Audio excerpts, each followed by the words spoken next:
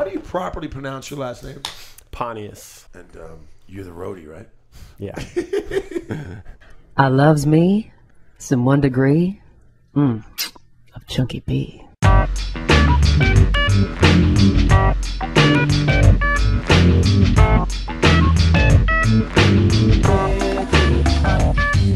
bring it down, yeah, we'll come back out. I was in a family squabble with Donnie and Marie. Find somebody that can brag about that. Find somebody that Dr. Phil called a retard. Find someone that Dr. Phil called a retard. I'm the only one on record. And I'm proud of it. That's going to be the new promo coming in. The only man in America that Dr. Phil is called a retard. Chunky B.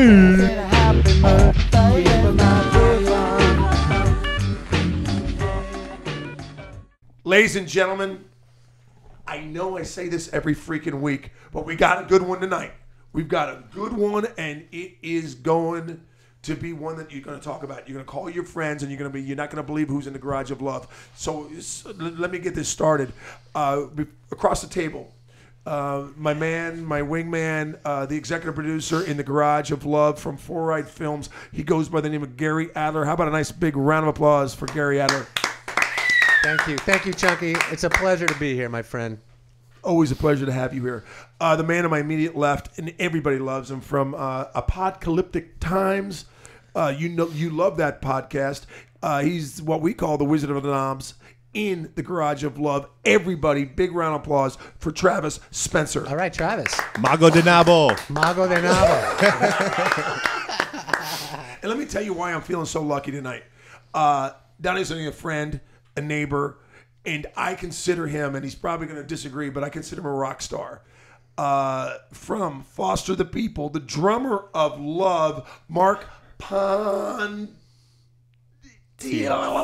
Mark Pontius. Mark Pontius, everybody. Just call me, welcome. Just call me drummer of love from now on, though. I like that. Drummer of love. Drummer of Love. I'm going to jump right in, my friend. One, grateful that you're my neighbor. Me too. And people listening to this podcast right now like, damn, Chunky, you must live in a cool neighborhood. Damn straight I do, because I live across the street from you. And let me tell our watchers and listeners how awesome this individual is. One, super cool truck. And you didn't get that at first. When you moved in, you didn't have that truck. I didn't have a car when I moved in. At all. And you moved in, you got the truck, and you've got your sister watching over the joint and working, which we're going to talk about all your goodness and your kindness and how generous you guys are. But I love the fact that every once in a while, when I wake up early enough, I see you cruising down the street with a surfboard in the back of that killer truck. Yes, indeed. Where are you surfing? I guess El Porto is the closest break, which is Manhattan Beach. Yeah. I really don't like that break, but it's the closest, and so sometimes that's the spot to go. But I mean, honestly, I'll go anywhere. It's good. Malibu, up north of that, county line. I love going south, San Diego. I've got a lot of friends down there, so it's a bit more of a trip. It's more than a day trip. But how come you're not hitting the pier? How come you're not hitting a breakwater? Well, you know what? Actually, Venice, which is the pier, breakwater, all that. I've always avoided that place because I've always gone with my friend that swears it's great. And I go and I always get skunked. It's nothing. It's always flat. It's really bad. And he always tries to convince me, dude, I went the other day. It was overhead barrels. I was getting barreled. And I'm like, you're full of crap. But I went not long ago, a couple months ago, and it was such a fun day. And there was nobody really out. It was a great, great day. So I'm turning around about Venice, and I might be out there soon. Right on. And let me tell you why. And he's going to be modest. Gary Adler, who's got two killer surf punks, his kids, sponsored on tour and all that great stuff. And his family's slowly taking over the pier. So if you feel like you're a little out of sorts, trust me, Beck and West will be like, oh, no, Mark's with us. That's awesome. How old are they? 10 and 14. Nice. Yeah. Yeah, they're at a. I bet you they're amazing. They're like those amazing Grom kids. It's interesting because the young one is a bit of a slasher, short border. Yeah. And the older one is an old school long border. Oh, nice. Yeah. Got both ends then. That's really good. weird. Now, one's circumcised and one is not. I wonder if that has anything to do with it. That's what happens when you marry. That's what happens when you marry an English That's chick. right. And you're Jewish. Well, you know what? Right before we got on, we started asking him if he was related in any way to Chris Pontius, and he said it was a good story. So let's let him in. Yeah. At first, I thought you were going to ask if I was related in any way to Pontius Pilate, but that's a different story. Well, tell us all of them. Well, Pontius Pilate from the Bible. He's like who killed Jesus. Wait. He killed Jesus. He's a big deal. I'm related to him, actually. Exactly. Hey, there he is. Oh, hold on. Adler, will you be so Yes, kind? I will. Go ahead. Tell the story. Every once in a while, Lucy, our dog, you can't see the dog, but Lucy just jumped in the freaking garage of love. The story they were asking me about if I was related to Chris Pontius. I've never really met any other Pontius in my entire life besides my immediate family, and obviously, I mean, I was aware Jackass came around and I was like, oh my gosh, there's somebody else that's like famous that like is my name. Like, this is amazing. Got to figure out if I'm related to him. Didn't really search into it too much, but figured that maybe I was related to him because there's not that many Pontiuses. Do you look it up? I didn't look it up, but I don't know much either about our family history as far as where our ancestors come from. But when we were one day we were in Guitar Center, and this is early on in the band stage, and we were in there just buying a bunch of stuff we needed for rehearsals or something. And the lead singer, Mark Foster, comes running over to me. I'm in the drum section, comes running over. He's like, you have to come to the guitar section, man. Oh my gosh, Chris Pontius is here. I've been talking to him. I want to introduce you. So I was like, okay, I have to come find out if I'm related to this guy. And I walk up. He's super nice, and we're laughing. We got the same last name. And then I got serious with him. I was like, hey, so do you know anything about your family history, your ancestry, anything? And he's like, no, man, I don't know anything. My family doesn't know anything. I have no clue where we come from. And I was like, I'm the same way. And then we ended up talking for a half hour about it and how neither one of us knew. So I guess there is no really definite answer if I'm related to him or not. But I assume some funky way maybe we are, because there's a weird mystery about some of our families. So. And speaking of who's related to you, I want to let you know, I absolutely adore your mom. And I've only met her a few times. She's an amazing woman. Yeah.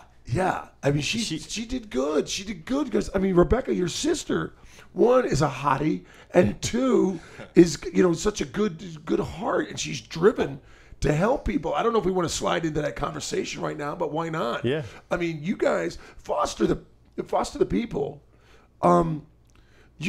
There's a whole subculture what you do besides music, and explain that van.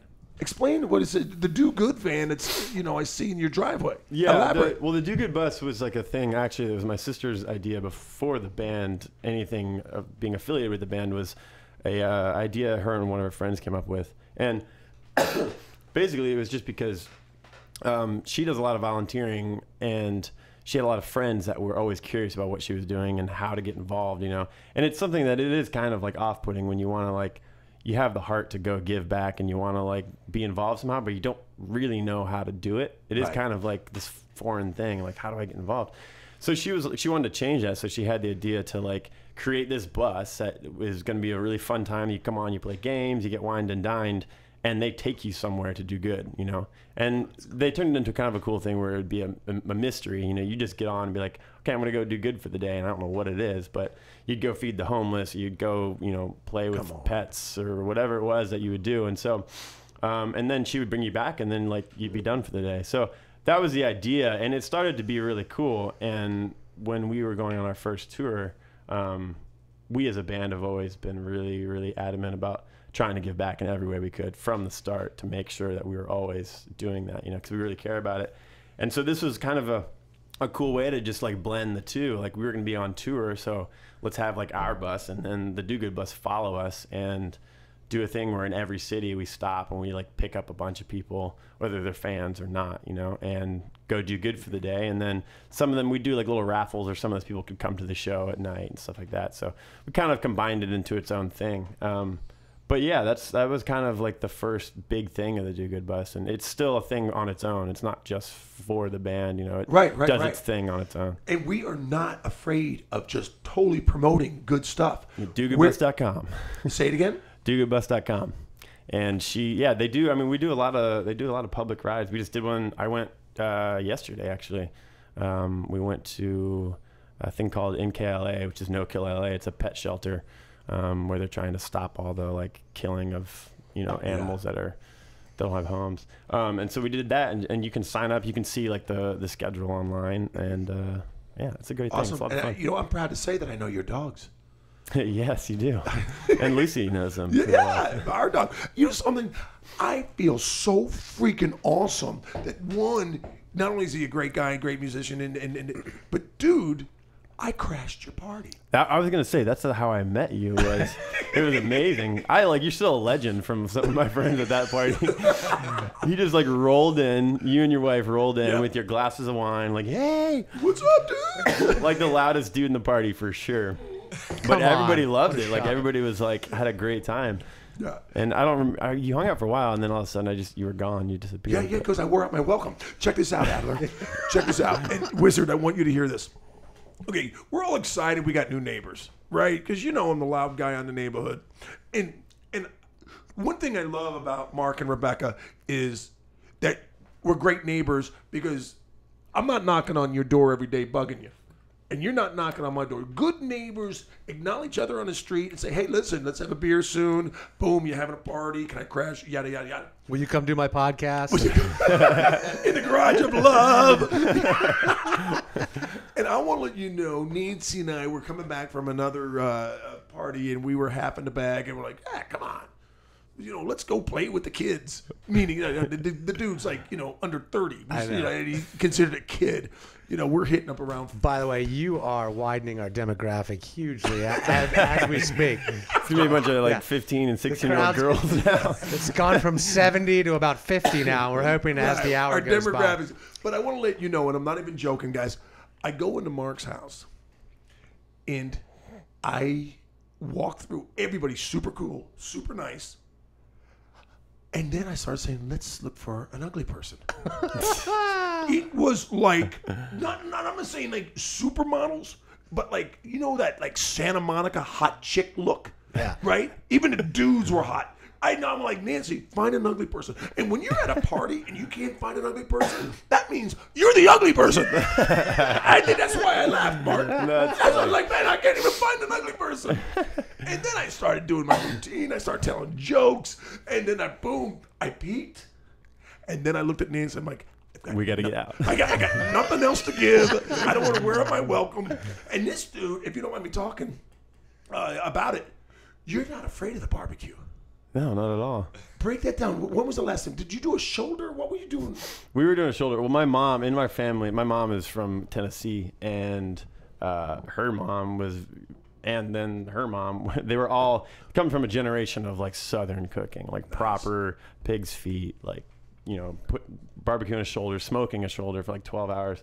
So my mom is the last one in our family that is still knows all the knowledge. So we're trying to obtain as much knowledge as we can from her before she's gone. And so she was actually in town that week and wait, time out. Helped before us she's too. Gone, she looks healthy. She's got a long time. Yeah, I'm just whatever. I shouldn't have even said that. But we'll edit that out. She's gonna be around for a while. I mean, she must moisturize. She doesn't even have a wrinkle. No, and she still parties with us. She goes out. She can hang later than I can sometimes. Nice. But she was there, and so we had the idea for the party to smoke a shoulder, which she has to do. I mean, it's a commitment. She starts the night before, and then in the middle of the night has to stoke the fire a little bit. I mean, it's slowly cooked by smoke, and it's honestly the best smoked shoulder you've ever had. It's hard to find something as good as it without going to Tennessee or Texas. Well, did I come over to your house when you just got it? Did you just buy a new smoker? Yeah, we had just bought a smoker because for that party, we knew she was going to be in town, and you have to have a certain smoker. So, or that's what she always does. Yeah, I remember it even started. The neighborhood started smelling good when you were just burning weeds or something. What were you getting shrubbery up in your backyard? Getting it ready. I'm like, someone's barbecuing. I gotta crash this. Yeah, it was soaked wood chips or something. She does it with. Yeah. Hey, let's talk about the road. Yeah. We're gonna.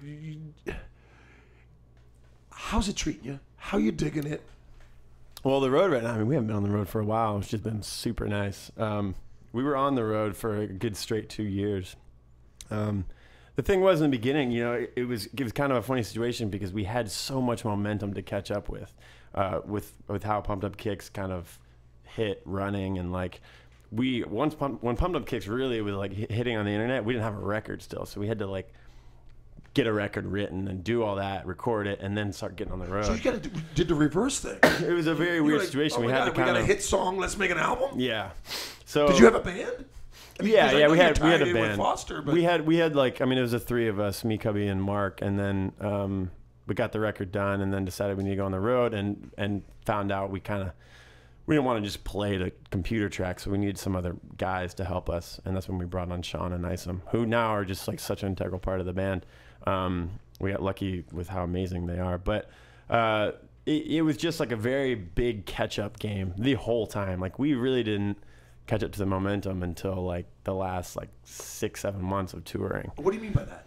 Like, it was just, you know, everything was like, before going on the road, like practicing for all the rehearsals to get to like our first show, it just felt like we were constantly trying to like better ourselves. And then for the road, it was like there was no breaks ever, because we got a lot of opportunities, and you didn't want to like turn down any opportunities because everything was so new and we didn't know what was going to happen. And you know, it was exciting for us, but I think it just after, you know, about a year of it, it was like, okay, like I just want to go home and sit or like be with my old friends or whatever, you know. And it was so relentless. Like, and we're really lucky to have that. I mean, a lot of bands would die for that, you know. And I'm not saying that it wasn't. Do you remember how many great. shows you did?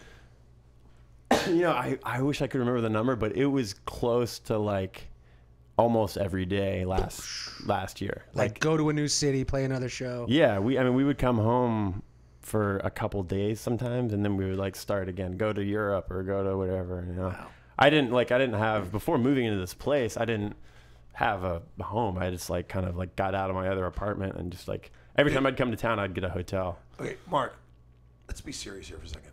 You're young, you're good looking, you're on the road. You're a drummer. And you're a drummer. Dude, was it like just That's like the shooting fish in a barrel? Was it what they call tag and release? That's the question every guy, a friend of mine asks. You know, Travis wanted to ask that. We don't care, really. Yeah, we're old and married. But Travis still has hope. I wouldn't be honest if I said I wasn't having a good time, of course, at some point. But there's something also to be said. I don't think any of us are the kind of people that just like, you know, like stories you hear in the old days, just like shooting fish in a barrel type thing, where it's like any kind of fan comes up, you're like, yeah. It's not like that, you know. I mean, we had a good time. We met a lot of really great people. And we all had some fun. And you guys in relationships now, or funny thing now is that we're all in relationships. The bass player got married before we even did any of the touring stuff. He's the oldest of the group. Can I cut in for a second? He's our wise man. Keeps you guys on track. Yeah, nice. Well, let me tell you something. I'll tell you who's keeping him on track right now. I'm talking about Mark right here. Caroline. Don't you think I don't know? How hot is Caroline? Oh God, super. Wait a second, super cute with a touch of geekiness. That's why the wizard would, you know. That's like exactly that describes my dream girl. That? And I want to. Can I just blab? Here's what I know as Mark being my neighbor. And I know Caroline. I've only met her a few times. But I know that Mark's got semi-geekiness in him. When I went over there, I saw him doing a project in your front yard for Halloween. And he was paper macheing his costume. This dude was paper macheing. Hey, what were you? I was paper macheing. I was actually paper macheing her costume. Okay. I was a hungry hippo, and she was the marble. That's good. Cool. Hey, it was solid, man. It was a good costume. We got a lot of compliments on that. That's the geekiest thing you could do. Yeah, that's for sure. Hilarious. Right on. And I'm going to tell you some more stuff, if you don't mind. Loves to play games. You love the puzzles. You love and this is just like being a neighbor and chatting with them. You like to hold on. Board games. What's your favorite board game? Man, favorite board game? I don't know. It's not a board game, but it's a it's a game that that's probably the go-to game that we always play. It's called the bowl game. It's kind of. Break it down for us. It's not weed. There's no smoking involved. Pass the bowl. But there can be. No, there can be. Yeah, that's a good game. It's kind of like a combination of charades and Taboo, if you know that game. Yep. It's a really fun game, but it only involves just paper, pens, and a bowl, so you can kind of play wherever you want. Can I crash your bowl party and yeah, you got to come over and play the bowl game. You would love the bowl game. Right it's on. amazing. Right on. It's so much fun. I got 2 words for you. Dunkin' Donuts. Yes. Talk to me. You know what? Dunkin' Donuts, when I first moved out here, I'm from Florida, Orlando, Florida, and I grew up, back further. My mom grew up not being allowed to have sweets, and so she decided when she was going to have kids that she was going to let her kids have as many sweets as they wanted. So I have like 7 root canals and like 1 million cavities because I just grew up on sweets. I had a thing called the Debbie cabinet, which just was stocked with Debbies all the time. So Dunkin' Donuts in Orlando was like a very big favorite of mine. And when I moved out here like 10 years ago, I heard that LA was like the capital of donut stores per block. Yeah, have you ever been to the Valley? Yeah. It's insane. There's a donut shop every couple blocks. Right next door to Chinese joint. Yeah, or owned by the same people. Right. Yeah. Yes. But no Dunkin' Donuts. No Dunkin' Donuts and on the West Coast at all. We had Krispy And Kreme. I remember actually I did all this research and then I called up the Dunkin' Donuts headquarters and I was like, "Listen, I Mark seriously from Foster did. to People. I seriously did. No, Foster it's when my I was like in school. I was like broke as a joke. It was I couldn't have any kind of pull. I was just literally like a kid that was like, "Hey, do you have any Dunkin' Donuts on the West Coast?" And they're like, "No, we don't. We have maybe planning." And I was like, "You have to." Like, begged and pleaded with them. I meant nothing to them. But Who do you actually think find you out- spoke to over there? yeah, I don't know. Probably nobody. Jimmy. Like, give me the manager. Donut guy. But That's come to funny. find out, I think like a year ago they did a press release that they're bringing Dunkin' Donuts to the West Side. I think it's still gonna be like 2 years from now. But Right. I thought seriously about like maybe trying to like. Did you turn do into a Krispy franchise, Kreme like, fan at make least? my own store. I would love to own a Dunkin' Donuts store. Dude, It'd be amazing. come on. Dunkin' We need to Donuts, talk if you're about that watching, call me. That's right. Oh, they watch. Hey, you know Huge something? fans of ours. That's right. Dunkin' Donuts, they're a future sponsor. And the reason I brought that up is because I talked to Caroline. I don't know if she told you. I went over there and did a little. I went over to your place. I go over to your place often when you're not around. Hang out with my sister, my family, my girlfriend. Yeah. But what I love about that, and I talked to her a while back, that she's not. You met her outside the music world, right? I mean, she I did. digs I met you her before she even. I don't even know she's really seen your concert. She hasn't seen us play, which is awesome and pretty funny. But she knew the band before I met her. But I met her like the most random situation ever. A friend of mine who goes on the road with us, he's a photographer, has become a really good friend of mine, and he's probably him and Mark Foster are the only 2 guys that really know like my taste in women. Yeah. It's a very specific thing. I like geeky girls. It's just kind of a weird thing. So he said to me that, he met this girl in New York. He was like, "Oh my gosh, she's your dream girl. You've got to meet her." And so talked her up to me forever. And I was like, "She lives in New York. There's no way." But long story, I ended up meeting her and we went on just kind of like a blind date. And I think it's really the first blind date I ever went on. The best part of it is that I actually said, to her, I texted her and I hadn't seen her, hadn't met her, but I was like, "Hey, you want to go on this blind date thing?" And she was like, "I've never been on a blind date, but that sounds great as long as we really wear blindfolds." Oh, wow. And that's what I knew. I was like, "Yes, this girl's amazing. Like, she wants to like do this full because I love games. I love like ridiculousness. It's like Right. And the reason he loves games, and correct me if I'm wrong, didn't you go on your first date to the Santa Monica Pier to the arcade? Yeah, and then we went to the Santa Monica Pier. Yeah, it was a great little date. We did the blind. We fully did the. I mean, it's a long story, but we did the blindfold thing for real. Like I picked her up, That's so cool. got out of my Just car, picked put a her up like blindfold this. on. Yeah, Thank God you had one of your dogs walking you through. And so, yeah, we went to the Santa Monica Pier, played games. We went to a bar, played shuffleboard. It was awesome. That was it rad. from that moment on? Or you guys just been together ever since? Or was there ever We have. And I mean, that was Adler's only fresh. 3 months ago. It's kind of a funny, Yeah. crazy thing. But Is she living with you, dude? she's living What with are me you for doing? now. Slow. You tap the brakes. 3 brother. months? Come on. You're going on the road. Dude, life could be short. You got to just jump in and be excited and enjoy it, you know? If it's the right one, it's the right one. It's that simple. Yeah, no doubt. You know, I was cruising past this place today, right? And not that I'm like Mr. Neighborhood Watch, but I'm very protective. Yeah. And so I cruised past your place today, and I'm like, okay, well, I'm going to talk about something in a second, but I didn't see his Christmas tree on. This dude, every freaking holiday, He's got it together. Yeah, I didn't celebrate the holidays until I was like 35. He's like, he's under 30, and he's like, oh, I got to put the Christmas tree lights up. He's like the first kid on the block with the fucking Christmas tree. I'm like, slow down, dude. You're fucking up the curve. Putting the pressure on, man. So I go past this joint. I'm like, okay, Mark's not home. And then I drive by again. I'm like, well, Christmas lights are on. Someone's got to be there. So I pick I look in the window, and there was Caroline. Caroline. Yeah. Yeah. All right. Good times. Good times. Hey, you know something? What we're going to do, I need a beer. We're going to take just a quick little break. Give you a breather. Take your cans off. Let's plug your excuse me, the Do Good bus again. Oh, yeah. www.dogoodbus.com. And the band is on Facebook, I'm sure. I think so. Yeah. Facebook and all that. Can you be a stuff. little more vague? It's weird. I feel like that's like such a. I don't know. It's not like. Are you not involved in social media?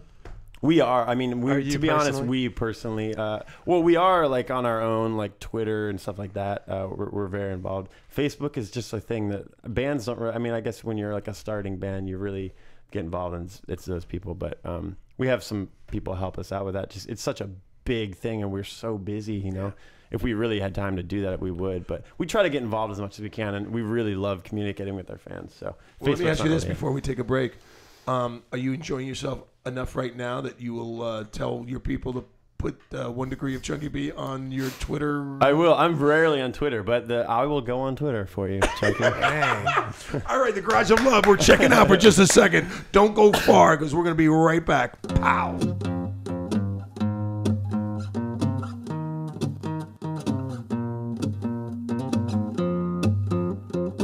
What?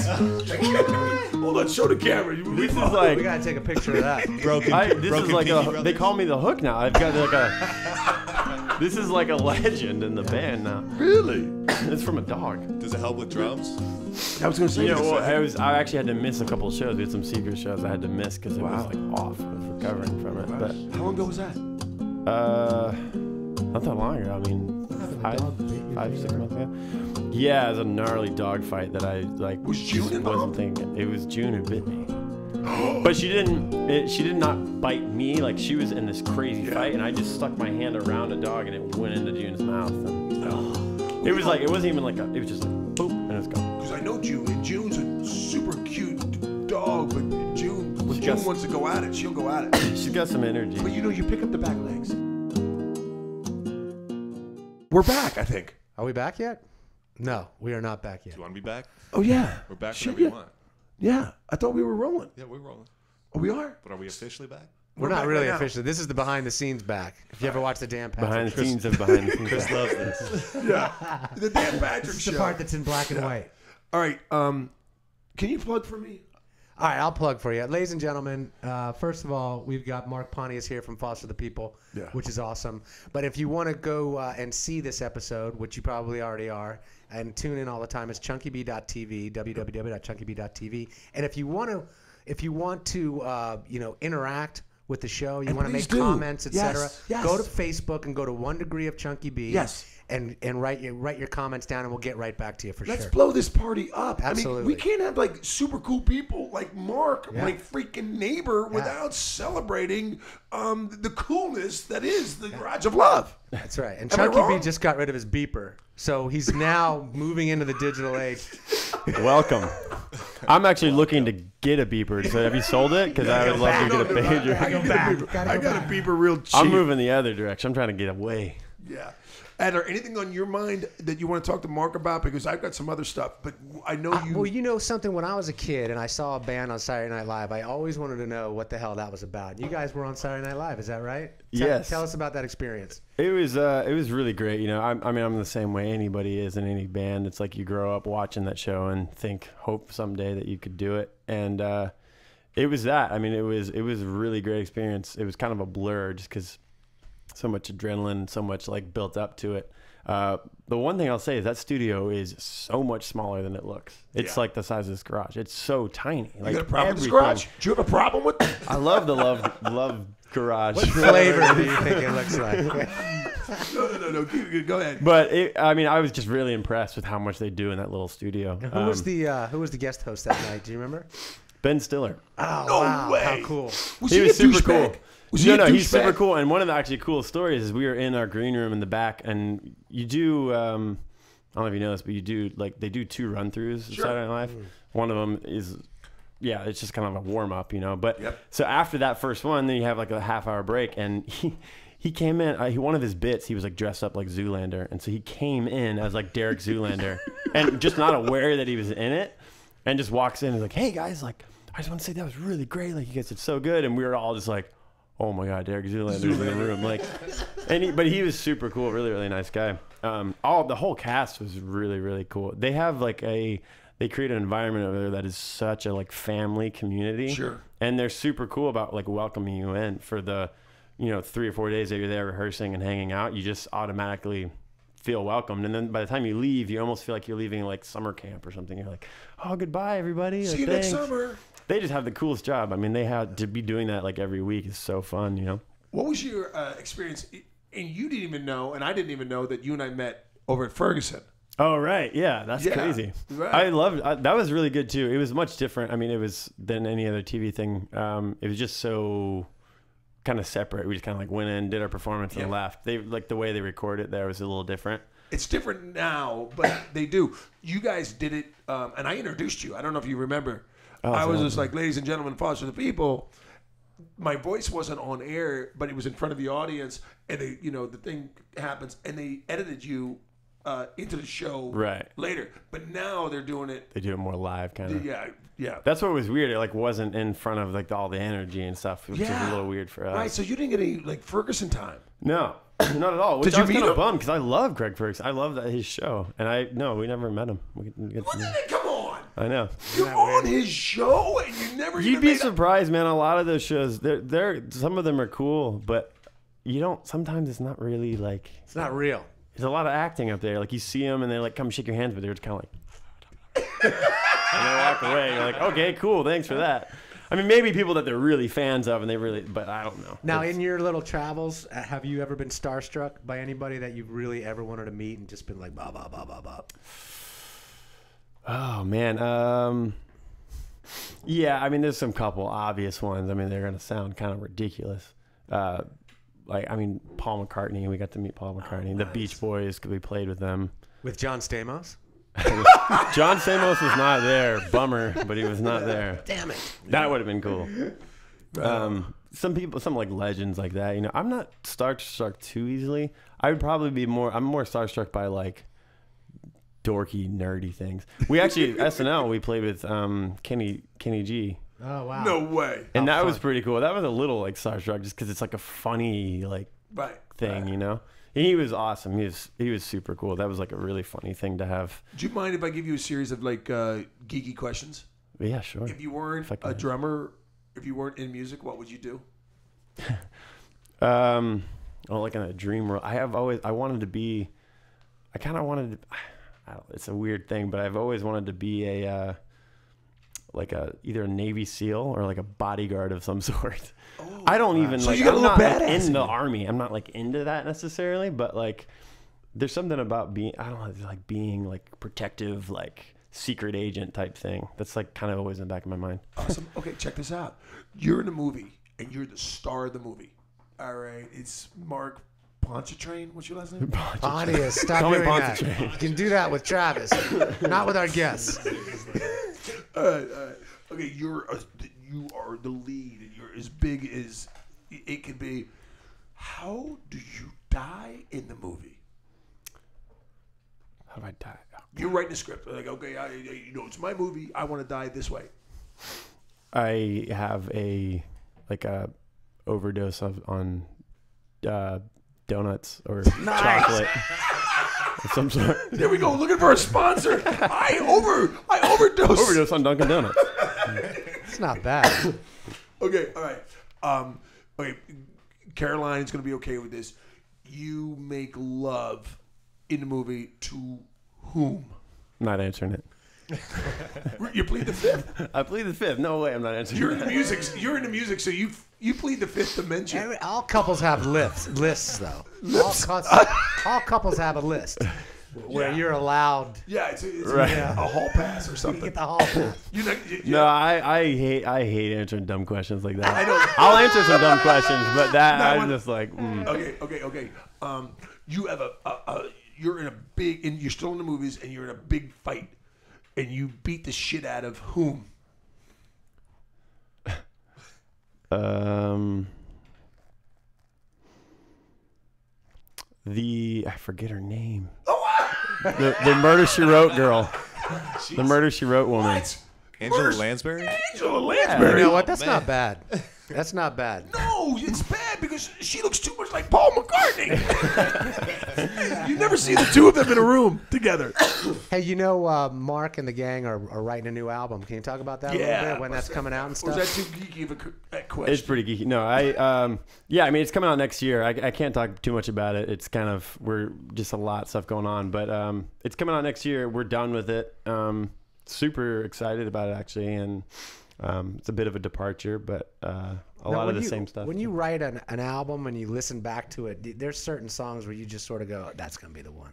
Is that true or not true? Yeah, I would say it actually maybe comes even earlier than that sometimes. When we're recording or when they're being written, you kind of feel for certain ones. It's such a hard game though nowadays. I mean, it's hard to, things happen so quick or kind of unsuspected. You never know how it's going to work, but we like to think that we, sometimes know which ones are a little more special. As the drummer, are you involved in the writing of the music at all? Yeah, this record was a very collaborative effort and doing that. But you always, I think it's really important to, in any kind of band, to really be successful. I think it's nice to have leaders and people that, take a little bit more of the brunt work in certain areas, So we definitely, Mark Foster is an amazing songwriter, and he does most of the songwriting. But this record was very much open doors to anybody, that could bring good ideas, and that's really our philosophy. Is like the best idea wins. It's not about like a head game or any kind of other egos. We don't let those ever get in the way, which has been really special for us. Like, it's a hard thing. A lot of bands, it's pretty easy to let envy and all that stuff get in the way. So we've been lucky to have that. Now, did he? Did you know him? And I could be wrong. Wasn't he writing jingles for commercials even before he started?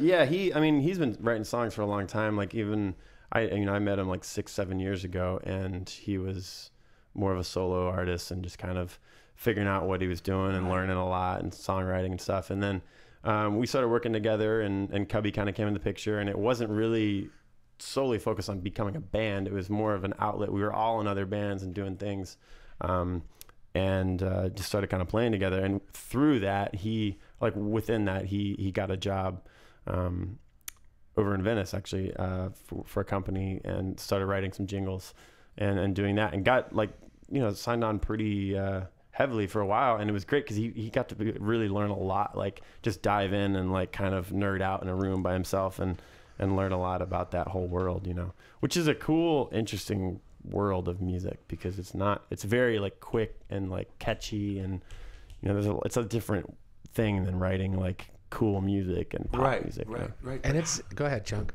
How did pop? What do you mean? Like, what snapped?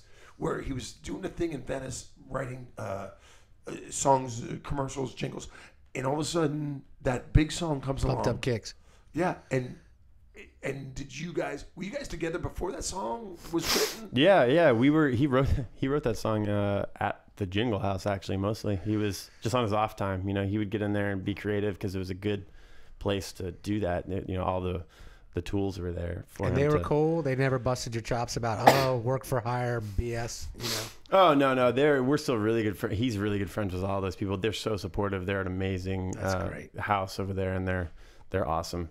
But he, I remember, we were like a band, but we were like just getting together, kind of what we were going to be playing and our first show, and he brought that song to us at a bar. We were having like a band meeting at a bar, and on like his iPhone, we listened to it real quickly, and it was just kind of like. It wasn't like, light went on like, oh my God, this is a hit single. We were just all really into it. I've always been into everything Foster wrote. So it was like just another one. I was like, wow, this is a really, really cool new song. And then we put it up on our website as a free download, and then just everything snowballed from there. And the song's about? The song is about, really, it's just like the take on a troubled kid, a troubled teen. There's no specific story or anything it references, but because there's rumors that it's like. Oh God, yeah, we dealt with the rumors for the 2 years in the press and everything, and it's cool. I think it really is good. It kind of did what we wanted it to do. It brings up the topic to talk about it, and it brings up kind of the troubling issues of that's really has in the last like 10 years been really like prominent in news and the problems with young teens. So. I know that's where his heart was at when he was writing it, that it was just to bring light to that and tell a story. That's how a lot of times he writes songs, it's telling stories of people. So you have your first album, you're done. Now you're coming around to your second. Now, is there any worry about that sophomore jinx? Yeah, there was a little bit of pressure in the beginning. Not that anybody was giving to us. Our label is amazing. They're Which so is? great. Sony Columbia, and they never pressured us about it. I think we mostly just pressured ourselves about it because of course everybody talked about the sophomore slump, and the second record is a really important record because you kind of have to like set what you're going to do and what you're going to be. So mostly we just put the pressure on ourselves, but it was healthy pressure. It was very much just like kind of lighting the fire under us and making sure that we were going to really take it seriously. So and we're not worried now. Like I feel really great about it. And I think it's a strong step in it's like a good, example of ourselves and what we believe. Is there any clue as to when the record's coming out? January, February? Just for the fans, It's a secret. Early next year. Early next year. Yeah. I'm trying to get some info out of it. Let me ask you this, because I've hung out with some bands making albums. I've never been on. I was like a roadie. We'll talk about that next show. You got you, Cubby, and Mark are the core three, and then you've got the other two cats that travel with you. Are the other two cats on the album, or do you... Yeah, they're all over the album. Recording this record was all five of us. Oh, great. Yeah, and it was a great experience. It was the first time of us doing that, and so that could be risky going in, but dude, it was more than great. It was a really good experience. So. Now, where do you record the albums? Yeah, you get together somewhere? This one was recorded a couple different places, in Malibu, and then a little bit in London. Morocco is where a lot of it was written. Get out of here. Yeah. Nice. Spoiled little geek. You got to be jealous, Travis. super You geek. need to start a band, Travis. I mean, this is you're in nowhere's land here, bro. The cool thing about it is, going all over the world like we have been traveling. You pick up a lot of influences of music all over the world. That's been like one of our favorite parts. I think is like there's just so much. You could sit in America and listen to, whatever. Moroccan music or whatever African music if you want, but when you really go to the culture and you dive in and you feel it. Yeah, it's inspiring. So, yeah. Who have you toured with? We've toured with a girl named Kimbra, who's awesome. She's super talented. She's kind of up and coming. She opened for you? Is that what this story was? Yeah. You're no longer an opener. We, for the most part, in the beginning, we were really lucky to just a lot of the tours in the beginning we went on were just kind of co-headlining tours with some bands that were like Group Love is kind of a big band now. Good, man. And they kind of like went along with us. Like when we were touring together, it was a co-headline. It was like both of us, Jonas Brothers? No Jonas Brothers. Stop it. One Direction? No One Direction. But yeah, other than that, and then it was like us. We had bands opening for us. Like Cage the Elephant was another one that we played with a lot. That's cool. But yeah, we got to kind of, our first like big tour was us opening, and we got to like bring our friends' bands on with us, And you guys have played Coachella and all the big music festivals and things like that. Is that a fun thing to do, or is it hard? At first, I think it was a little bit hard. Like, Coachella was the first one that we ever played, and we had been a band that long. I think we had played like 10, 11 shows. Are you shitting yourself? As a band. Are you shitting yourself? Yeah. So it was. It's a lot of people to walk out to and be like, okay, let's do our thing, you know. And it happened. I couldn't tell you one detail about that show because it was just such a flash. You just get in the zone and yeah. And but then, interestingly enough, we throughout the year, those next few years, we played a lot of big festivals and then a lot of like small punk rock shows. And the big festival shows become they're just such different animals, but they're a little bit like easier in a way, just because there's like you have a crowd that's dying to party and dance and like they just want it. So like you just have to go play it like decent, and they're gonna have a good time. You know. What's your biggest crowd? Oh God, I think like I don't even know the numbers. I'm so bad at remembering like dumb details like that. It was definitely in South America, I think, because like Lollapalooza down there, South America, like those people know crazy. They're music fans for sure. Yeah. Like they are crazy about it. Australia was really good too. They were the first people to really get on to our music and kind of, were very influential in like making the band kind of big, Yeah. I got one question real quick. I know Go Adler, for it, you man. have I something on your just got a quick one. Okay. We're talking about festivals. Yeah. We're talking about outdoors. I will do whatever I can, even though I've got very little pull in this world. That's bullshit. You have to. Jazz and Heritage Festival of New Orleans at the end of April, beginning of May. Okay? And you talk to your people, and believe it or not, I've got people down there that actually may be able to say, hey, listen, Foster the people, will you promise if you do your best to get your people to play that, and I'll do my best to get your people to sign you up on that, you'll be in front of 40, maybe 70,000 people outdoors at the fairgrounds. Yeah, I've heard so much about that festival. I would love to play that festival. It's like it's a legendary Look festival. me in the eye and say you're going to do your best to talk to your people. I'm going to do my best to talk to my people. I'll talk to my people. Nice. All right, that's a little love fest right there in the garage of love. Gary, what's on your mind? Well, my question is, the last couple of years, you guys have basically been nominated for everything on the planet. Now, as a band, is your label making you go to all these events? Is it torturous, or is it kind of fun, or do you know whether you're going to win or not before you get there? We don't know whether they're going to win or not. The label does not make us do that. Again, our label is so great. They've never made us do anything. How it's many a of very the collaborative 12 things you were nominated for did you go to? We went to the Grammys, obviously. That was like, I didn't go last year myself. The other boys went. But the first one, we went to that MTV Music Awards. Went to the Brit Awards, which is like the Grammys in the UK.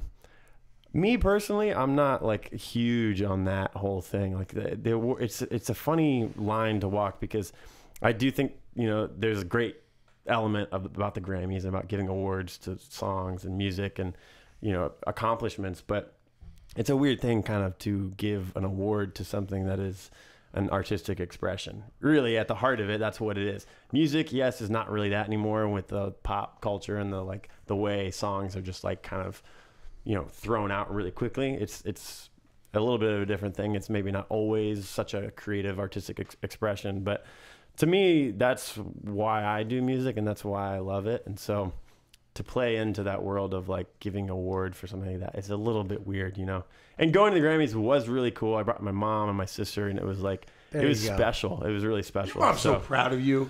And I love the fact that she's so proud of Rebecca, too. Yeah. You have to see.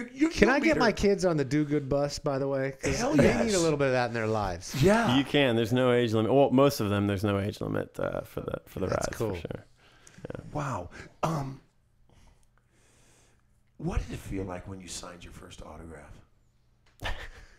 I don't Was it remember freaky? signing my first autograph. Was it weird? I mean, dude, It's still a little weird signing them. I don't know. It's like, I just never was somebody growing up that I really wanted autographs from people, so it's still weird to me that people like autographs. They just want your signature. Yeah, it's like, Right. what? Okay, wouldn't you rather just like talk to me for 5-10 seconds? That's probably cooler than it's gonna be something like one of a kind thing than like my autograph. But it's cool. I mean, it's really nice being appreciated for things like that. Like people that are really excited to do that. it is weird to get used to because I tend to not try to play into that kind of like ego thing, but you can't say no to somebody, right? Oh no, you never say no, of course. You always want to. And what vibe I'm getting from you is that you have found something that few people have found. You would do this for free. I'm getting that vibe that you would do what you're doing for a living, going around the world for free. Oh, I thought you meant the podcast.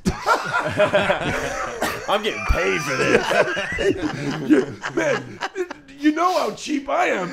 The dude brought his own beer. But isn't it a good feeling when you wake up, even though you get the pressures of accomplishing and performing and doing what you do? But I think at the end of the day, the vibe I'm catching off of you is you do this shit for free. Yeah, I mean, I think I probably would. You know, I mean, I you need to make a living in some way, and I feel very lucky to be able to do that. And if something you that could I be a really Navy love, SEAL but- on the side, you know. But if I could be a Navy SEAL, no, yeah, I'm so grateful. I mean, we all three of us in the band were working like 10, 12 years at trying to get where we are now. You know, the band did happen very quickly. It was kind of like an overnight success story and somewhat, but our walks were not like that at all. It was a lot of struggle and a lot of like heartache and poured our lives into it. And so I'm very grateful for that, you know. That's what's crazy about Hollywood or music. Overnight sensation, I call bullshit. You guys busted your hump, and everybody thinks like, oh wow, they came up with this song. Yeah. You guys were doing it, and all of a sudden it popped.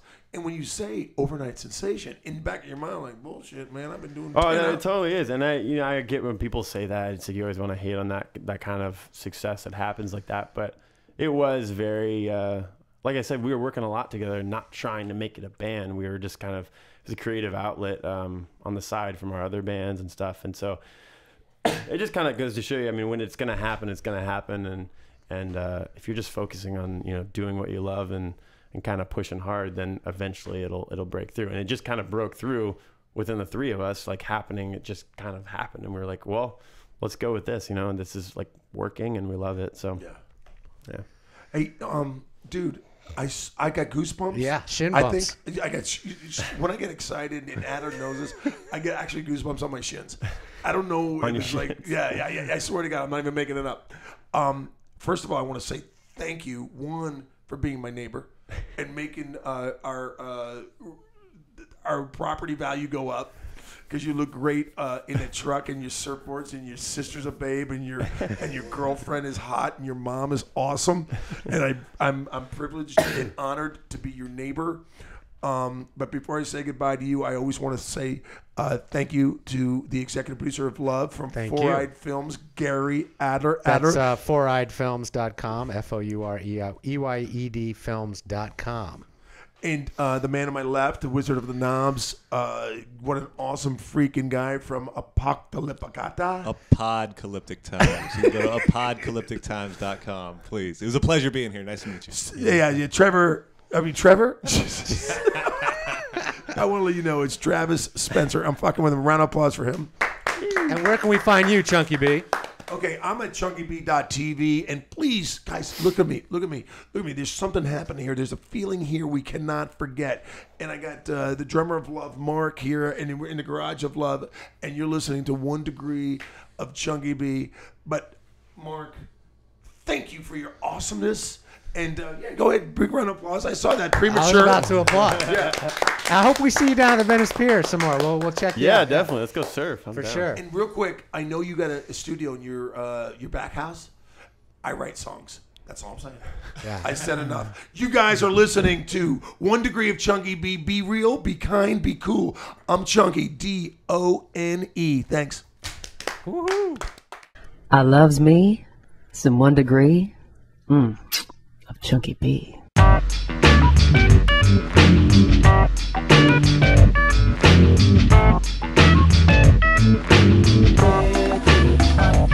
Okay, bring it down, yeah, we'll come back out.